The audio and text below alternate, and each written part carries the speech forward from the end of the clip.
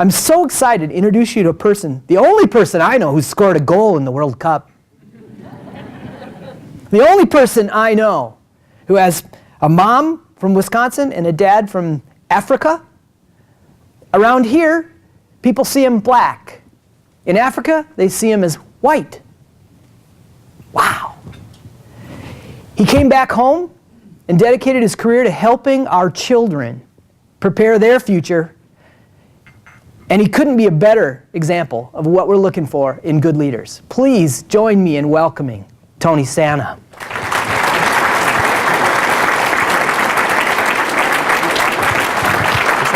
Thank you. This makes me really tall. Thank you, Paul. First, I want to thank Heidi Rosati, if she's here.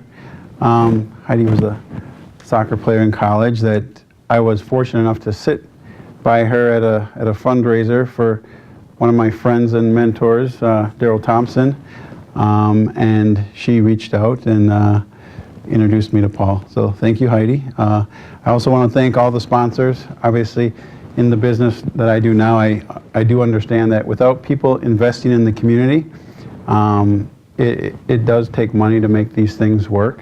And you guys are leaders in the community investing in this whole room, so we appreciate it.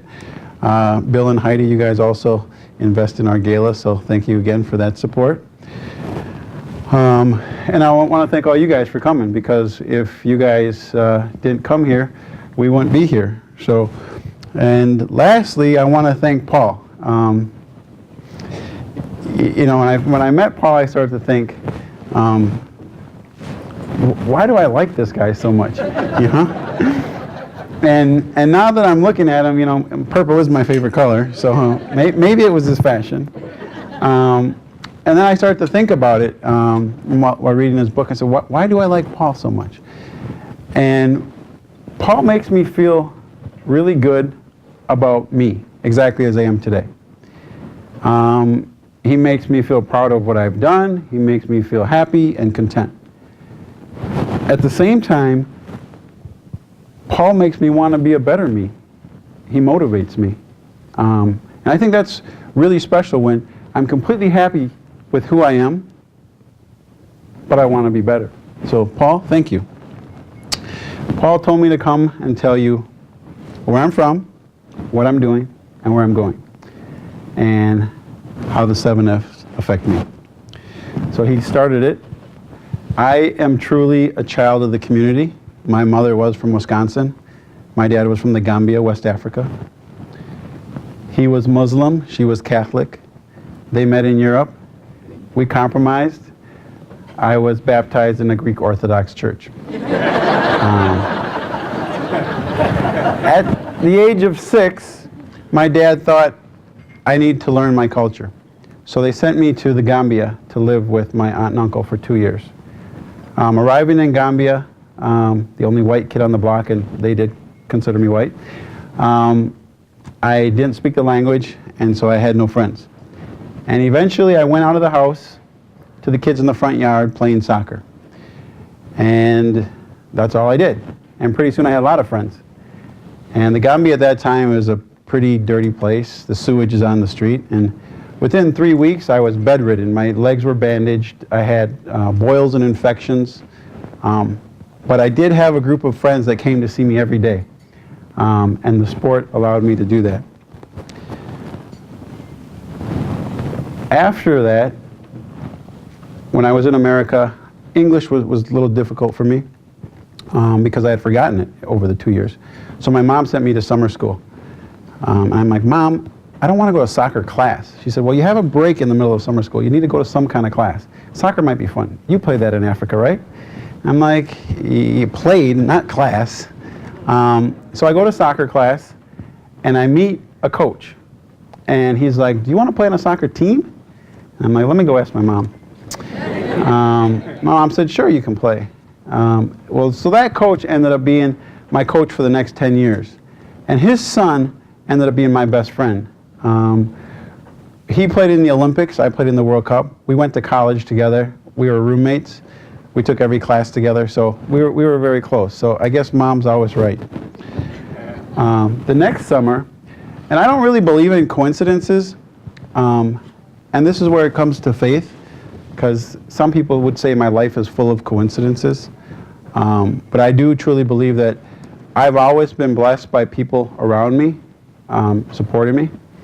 And at 11 years old, when my aunt took me to buy me my first pair of soccer shoes, I filled out a raffle ticket at the counter of a Kokesh. It's a sporting goods store we used to have here. And I won, 1 in 6 million. I won a trip to Pele soccer camp. So at age 11, I get to go to New York City Pele soccer camp. Let's rewind. So in 1982, my mom was ahead of the times. She was a yoga instructor. And my mom had signed me up for a yoga camp. And yoga camp was at the exact same time as Pele soccer camp. So guess where I was going? Yoga camp. The camp did work with me. It was the New York Cosmos. So instead of going to Pele soccer camp, I went to Franz Beckenbauer soccer camp. And for those of you that follow soccer, Franz Beckenbauer is the greatest German player of all time. So that's another coincidence that I'll tell you about as we move along. My mom did know best, and she thought she knew what was best for me, and she really loved me and took care of me.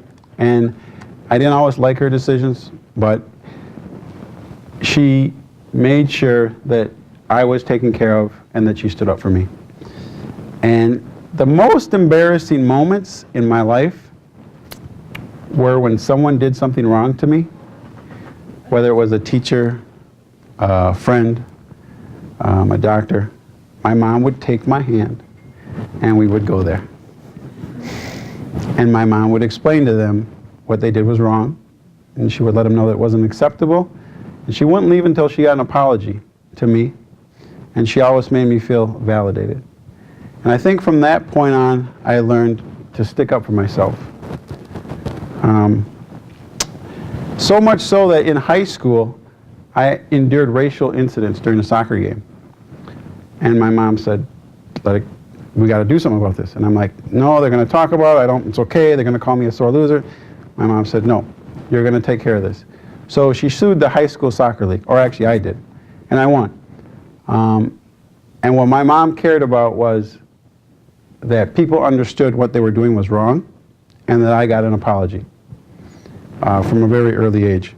And that's also going to come back in my career as we talk about racism. Later on, I went to college, University of Wisconsin-Milwaukee, and I really started to blossom as a leader. I did, like most college students, you socialize. So I instituted some rules with my team. On the field, I made all the rules because I was the captain as a senior, and I worked really hard, and my teammates respected me for that. Off the field, we were all equals.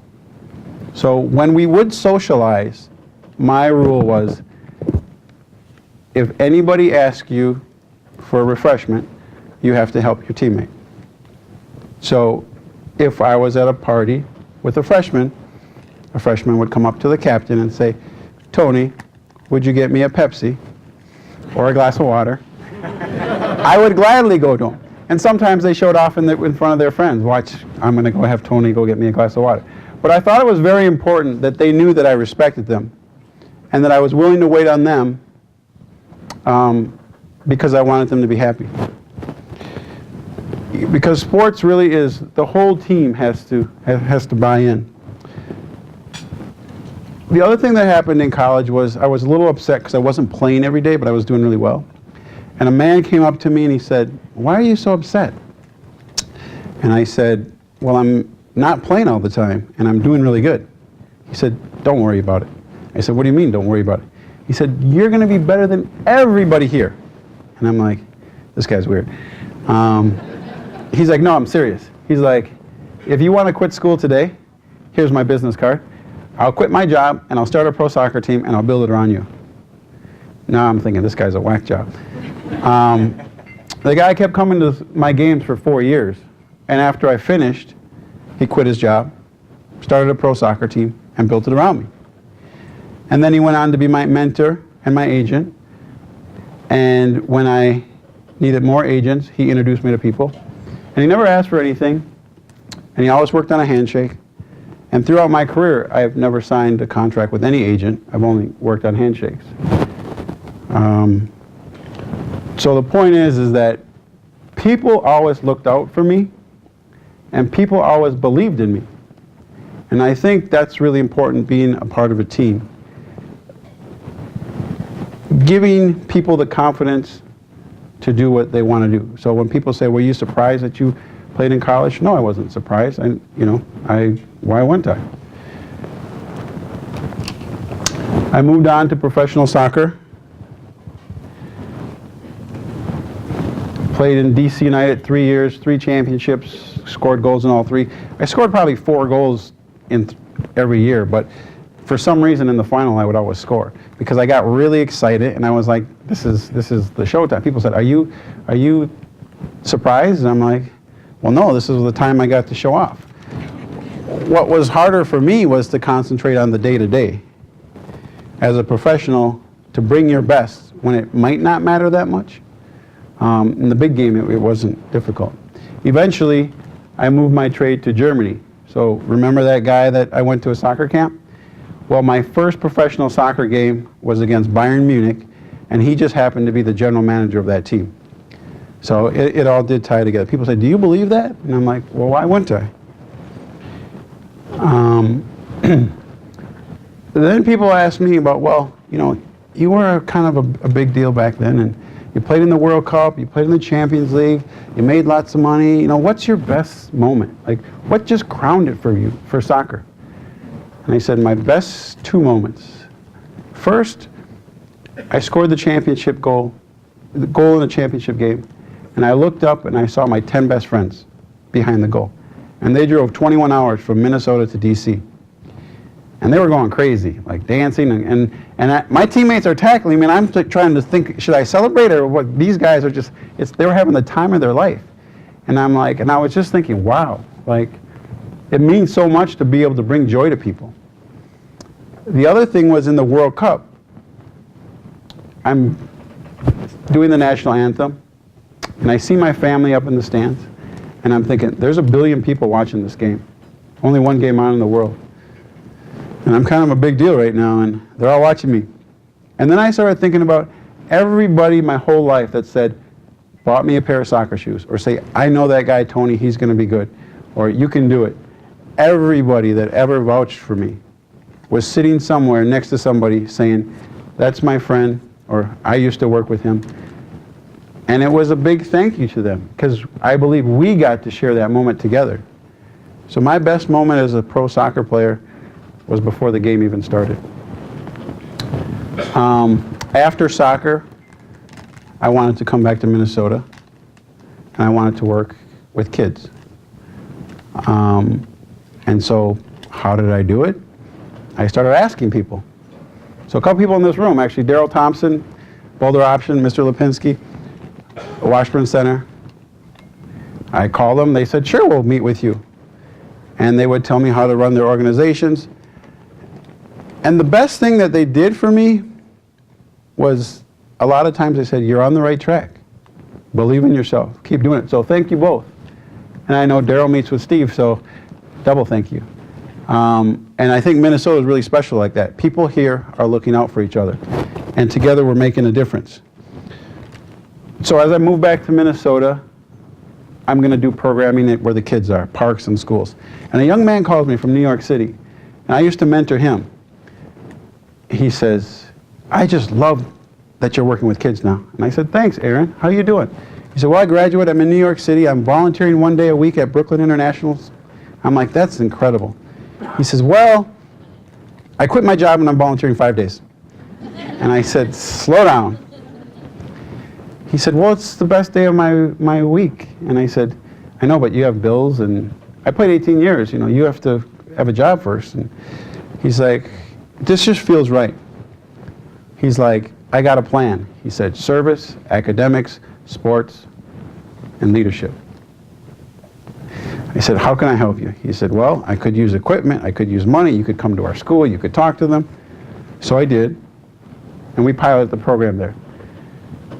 When I went out there, it was incredible.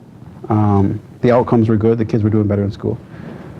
But I wanted to live in Minnesota, so I said, Aaron, will you move back to Minnesota? And he did. And me, Aaron, and one other friend of mine lived in my house together, and we had a $30,000 budget.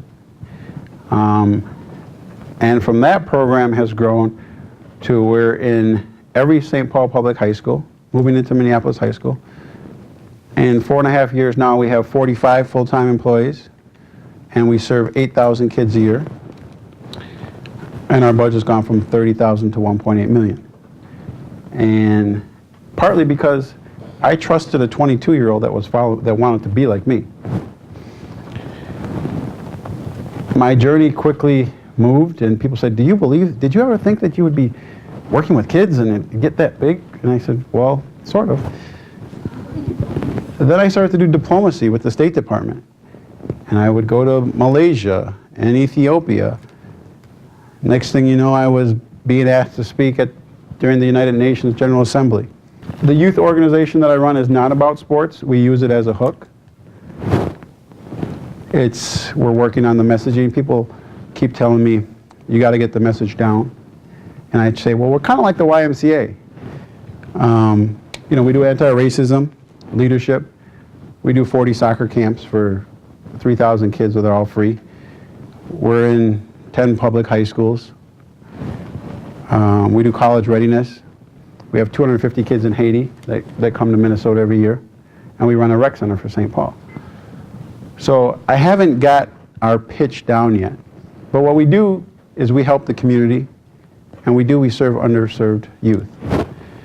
And people say, well, the Y's been here for 100 years, so everyone knows about them.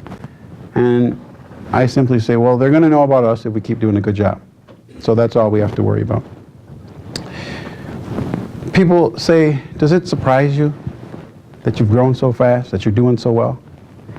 I said, no, it doesn't. Well, you know what surprises me? What surprises me is I gained 50 pounds after I retired from soccer. So the fitness one is low on my cards because I thought I was going to be an elite athlete forever. And that's something that I'm working on. And I realize that I don't have to put boundaries on my visions. And people say, did you really know what you were doing? Well, I read my 7th grade journal last month.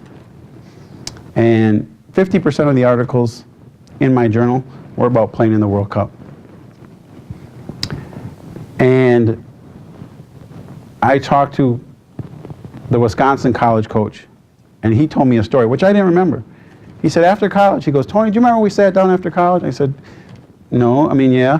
And he said, I asked you what you were going to do now. He said, it was a great career. I wish you would have been a Badger, but you were a Panther, and what are you going to do now? And he's like, this is what you told me. I told him, well, if I can play soccer for 6 or 7 years, buy a house, put $100,000 in the bank, and then work with some kids, I think I'll be happy. So I never planned on doing what I'm doing, but I did it following the people and the leaders around me. What does my future hold? I'm going to get to that in 1 second. Part of the message that I want to tell you about telling kids is in sports. We used to tell kids, you have to study because you might not make it. Only 1% of the population makes it to pro football. So you need to study because you're probably not going to make it because only 1% makes it. Why take away someone's dream, right? Because we can do whatever we want to do. What I tell students today is, how many NFL players did not go to college? Every single one went to college. It's a rule. So you're going to play in the NFL. So we got to get you to college, or you can't, right? We're going to make you an NFL player, so we got to get you to college. I really don't care if they play in NFL, but I want them to go to college. So I'm letting them follow their dream. And I'm not crushing it, because why would I tell someone something that they can't do? So my future is I will go back into pro soccer someday when it comes to Minnesota. I will expand innovative programming. maybe in housing youth workers and getting into more schools. I'm working on a project that we'll sign off next week with one of the top 2, we would say, video game companies in the world, where we're integrating celebrities and charities to make philanthropy mainstream for children playing games. So some things on my bucket list. You know, being a leader, to me, makes others around you feel better about themselves. It means giving them the confidence to do what they can do. You know, leaders are made by the people that follow them. So it's a testimony to all you guys in this room that you have a responsibility to lead, because the youth in this country are looking up to us. And, you know, the good leaders hopefully outweigh the poor leaders. And lastly, you know, we are a part of one big team. We're a global team. So if we can strengthen the people around us, make people around us feel more comfortable, we're going to do better. And I would like to thank my team. I know I have some board members here and members of my staff that have come here. And I got a great team. And they make me look really good. So thank you guys. Thank you.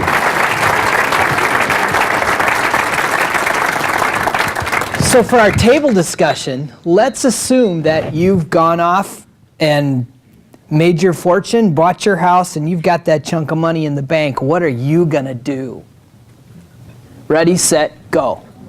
You talked about, you described your 2 favorite moments from being a professional athlete. Both involved, one involved the championship, the other involved the World Cup. What's been your finest moment since then? Well, 2 of them, and one of them is going to come in one of your other questions. But really, one day we got about 4 emails, and they were like, well, I heard you're helping kids around here, and we need this. And cold calls, and that means that we're actually doing something if people know about it, and people are calling us for help because they know that we're willing to help. So that felt really good, because I know that my staff is doing a great job, enough that people are talking about it and people see us as a real viable resource. That's cool. What I think was also fascinating, you know, I researched you, we had great conversations. I didn't hear about the United Nations thing. So I want to know, tell us. No, raise your hand if you've been talked in front of the United Nations. Pal. Tell us a little about what that was like. Well, it was during the General Assembly, and you know, when you're with all, you know, the world leaders, you know, you know, a lot of times I think maybe I get a pass because I was an athlete. So soccer is such an international sport, so there's a lot of fans in the room. But this was one of my favorite moments too, because it was one of the first times when you could kind of call politicians out and get away with it. Mm-hmm. And so I just spoke in terms of what we do here, and everybody spoke, and the CEO of Greenpeace and everybody was there. And finally I said, you know, I've been in this room for 5 hours, and I'm glad you guys loved my speech, but we've all been saying the same thing. So it's kind of disturbing if we know how to fix the problem, and you guys are the ones in charge, so why aren't you investing in the problem? And they actually gave me a standing ovation, but it was my chance kind of to call them out in a respectful way. And I think that they did take it to heart, because you know, investing starts at home, and they knew from what they heard that day that we do know a lot of the solutions. We just have to be willing to make those decisions. Wow, that's outstanding.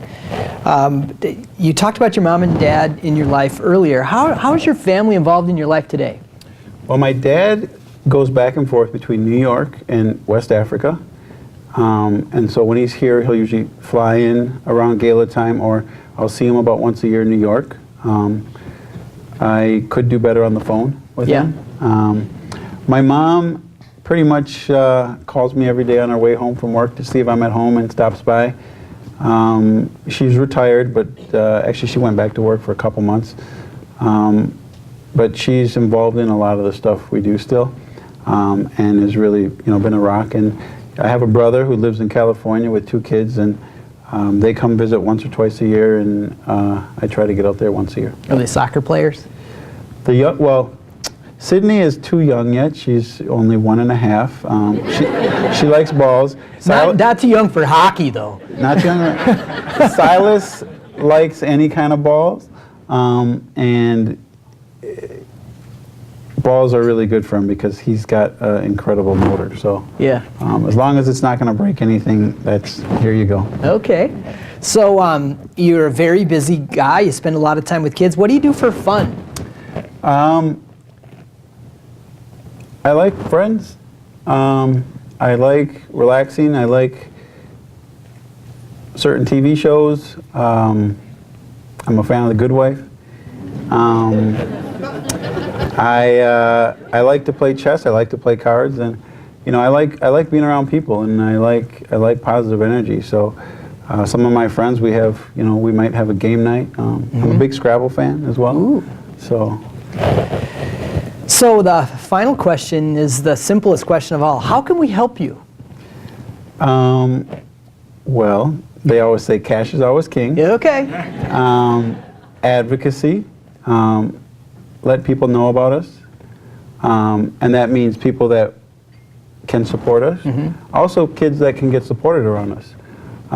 We get a lot of phone calls that will say, will you just talk to this young man? Or will you come to this school?